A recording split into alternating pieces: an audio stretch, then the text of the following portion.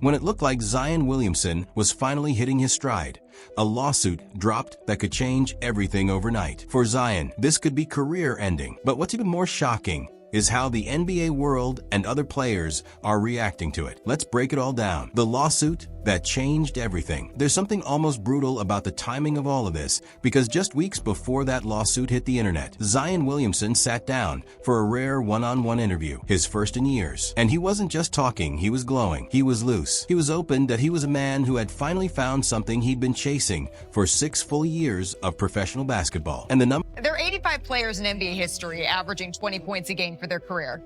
Zion Williamson's 59% field goal percentage is the highest of any of them. 85 players.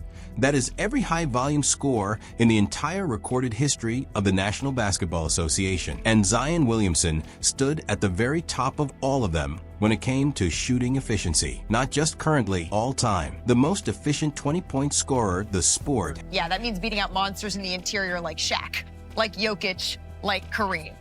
And how lucky are we? How lucky are we? That's what the host said, and she meant every word. Because for those who had watched Zion Williamson's career from the very beginning, from the night he stood in a white suit in New Orleans and said, "Let's dance," the journey had been anything but a clean ride. It had been a story defined not by what he accomplished, but by what kept getting in the way. A broken right foot that cost him the entire 2021-22 season. Hamstrings, knees, back injuries, weight criticism on national television. Commentators questioning whether he even cared at all. And through every missed game and every cruel headline and every hot take from every analyst who had long since written him off, Zion Williamson had quietly kept working until finally, for the first time in his professional career, he had something he could hold up and point to. I'm having a lot of fun right now.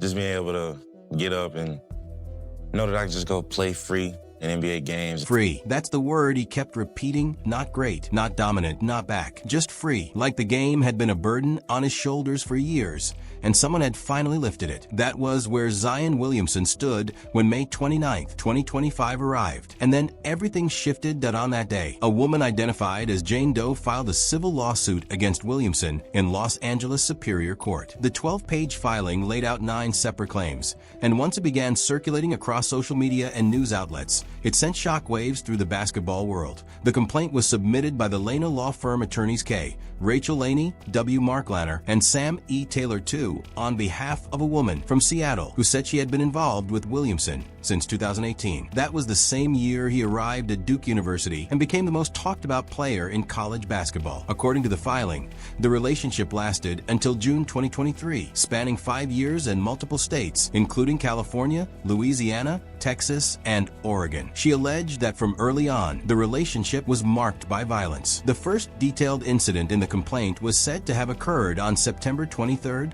2020, at a rented home in Beverly Hills. Jane Doe claimed she had been brought there by one of Williamson's agents. When he returned that evening, she told him she was tired and wanted to sleep. According to the lawsuit, he responded with insults and told her she couldn't sleep without first having sex with him. She refused. The complaint alleges that he then forced her onto the bed, restrained her, and assaulted her. Afterward, when she reached for her phone, he allegedly threw it across the room, then choked her while yelling at her for talking too much. She also noted he smelled of alcohol. 17 days later, on October 10, 2020, another incident allegedly took place at the same Beverly Hills property. This time, the complaint says the situation escalated after she mentioned wanting to visit a friend in San Diego. It alleges that Williamson became violent, threw objects, forced her down, and assaulted her again. Afterward, he allegedly took both her phone and laptop to prevent her from contacting anyone, seeking medical attention, or telling anyone what had happened. There have been no publicly reported trial dates, no settlements, no dismissals, no counterclaims on record, and no criminal charges tied to the case. At this point, it remains in its early phase, and it's been that way for nearly 10 months. Cases like this, involving 9 separate claims and allegations spanning multiple years across several states, are rarely resolved quickly. For context, Zion Williamson's previous contract dispute with a former marketing agent took about 4 years to work through the legal system. Given the scale and stakes on both sides here, this situation could take even longer to play out. While the legal process unfolds, what's been happening with Williamson on the court? In July 2025, around 6 weeks after the lawsuit was filed, the New Orleans Pelicans made a bold move. They fully guaranteed his $39.4 million salary for the 2025-26 season. No conditions, no hesitation. That kind of commitment signals a franchise standing firmly behind its player. That message was reinforced by executive Joe Dumars, who made it clear that Williamson would remain the centerpiece of the team moving forward. By late January 2026, reports indicated he was unlikely to be traded at the deadline, with the organization viewing him alongside Trey Murphy III and Herb Jones as a core part of their future. Off the court, there hasn't been a visible fallout in terms of endorsements either. No major sponsorship deals have been publicly withdrawn, and the NBA has not issued any suspension or formal disciplinary action done on the court. Through late March 2026, Williamson had appeared in 59 games during the 2025-26 season, maintaining elite scoring efficiency. For a player who has often battled injuries and missed time, that level of availability alone stands out as a significant development. Meanwhile, analysts and academics have started weighing in particularly on how sponsors typically respond in high-profile legal situations. I'm only imploring the sponsors, don't abandon this man until you have some actual proof. As it turned out, they didn't. But his broader point about the legal asymmetry of a civil accusation was worth taking seriously on its own terms. He has no legal recourse against this woman if she's completely lying. This is true as a matter of law. Statements made within the context of a filed lawsuit carry what legal professionals call litigation privilege.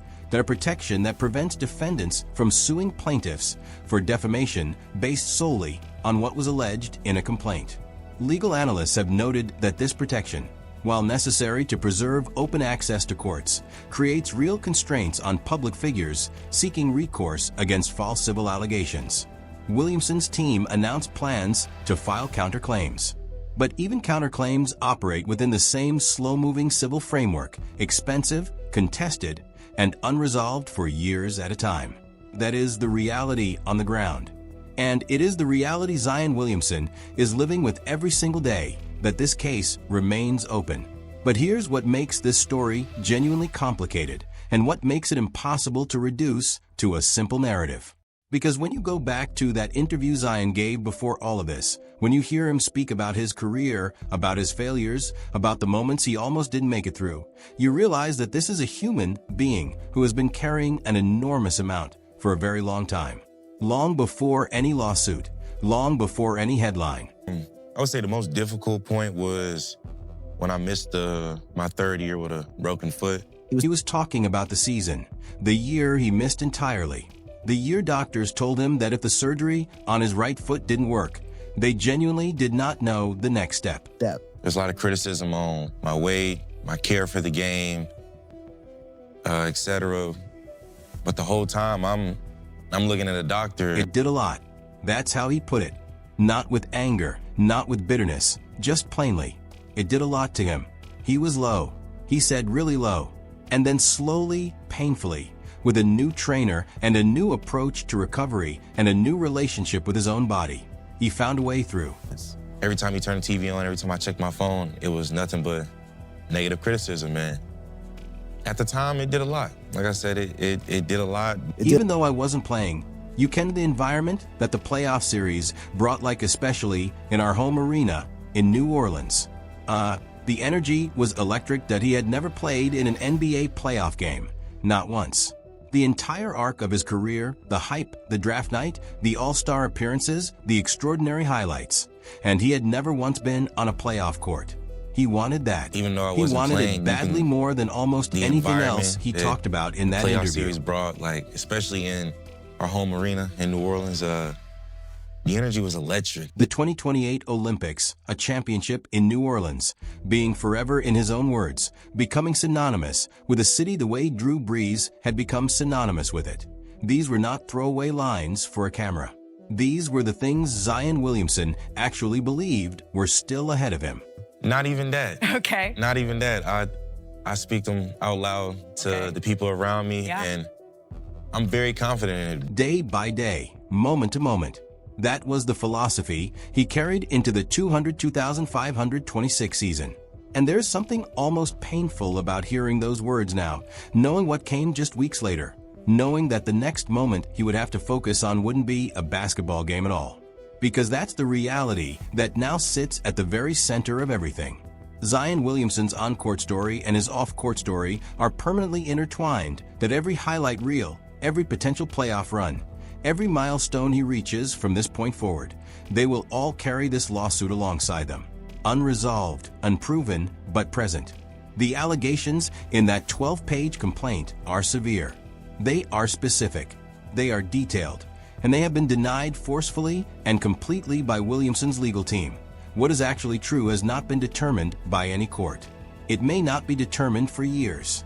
And in the meantime, a man who spent his entire professional life grinding toward what the world always believed he could become is now navigating something far larger than anything a basketball court can contain. That is the ultimate goal. That is the ultimate goal, to win a championship. That's a part of being forever. It's definitely a goal for me, and it'd be a huge honor to represent my country in the Olympics.